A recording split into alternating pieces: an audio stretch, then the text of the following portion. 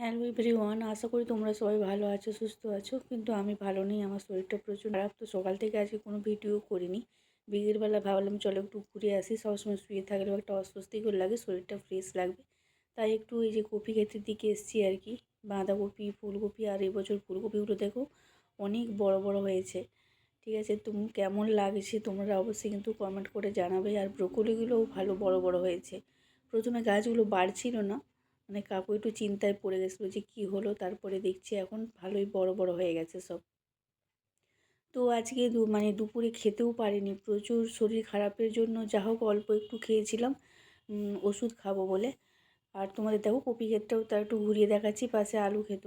তো এই সব ঘুরিয়ে আসার পরে বিকেলবেলা সন্ধেবেলা এসে আর প্রচণ্ড খিদা পাচ্ছিলো আর কি। দুপুরে যেহেতু খেতে পারিনি ওষুধ খাওয়ার জন্য, যা হোক অল্প করে একটু খেয়েছিলাম ভাত। তো বাড়ি এসে সন্ধে টন্ধে দেওয়ার পরে একটু আলু ভাজা আর বাদাম ভাজছি মুড়ি খাবো বলে, তার পাশে চাও করতেছি। কর্তামশাই ছেলেও খাবে, মানে চাটা খাবে আর কি। ছেলে মুড়ি খেয়েছিল।